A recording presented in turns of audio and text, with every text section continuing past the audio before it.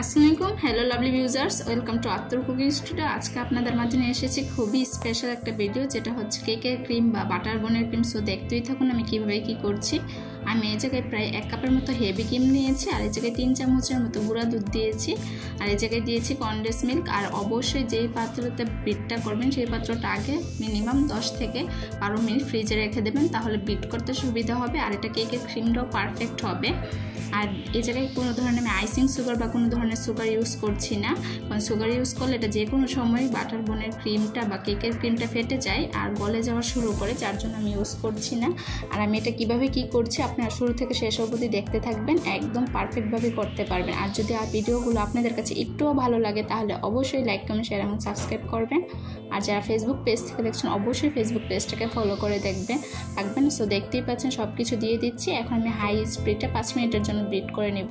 Bitter যখন নাকি ভার মনে হবে তখনই বুঝে যাবেন যে এটা বিট করা হয়ে এসেছে। আর এটা দেখতেই পাচ্ছেন কীরকম কি বিট হচ্ছে। আর যদি আপনার ডিপ ফ্রিজে থাকেন অন্তত 15 মিনিট আগে এটা বের করে নেবেন কেকের ক্রিমটা, হেভি ক্রিমটা। আমি ব্র্যান্ডের নাম বললাম না, আপনারা যে কোনো ধরনের হেভি ক্রিম ইউজ করতে পারেন, এটা সমস্যা নেই, যার যেই পছন্দ অনুযায়ী। কিন্তু এটাই বলে যে আমার এই ক্রিমটা দাম হচ্ছে 320 টাকা। সো বুঝতেই পারবেন আপনারা কোন ব্র্যান্ডের কোন কি। আর এখন দেখতেই পাচ্ছেন খুব চালুভাবে আমি বিট করে নিচ্ছি।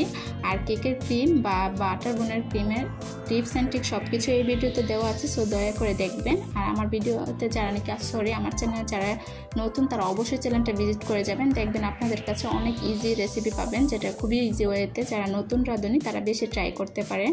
সো দেখতেই পাচ্ছেন এটা আমার প্রায় পারফেক্ট হয়ে এসেছে। তাহলে আজকে এতটুকুই, বিদায় নিচ্ছি। নতুন কোনো এপিসোড বা কোনো রেসিপি নিয়ে আপনাদের মাঝে হাজির হব। সবাই আমার ফ্যামিলির জন্য দোয়া করবেন, আমি আপনাদের ফ্যামিলির জন্য দোয়া করি। আল্লাহ হাফেজ।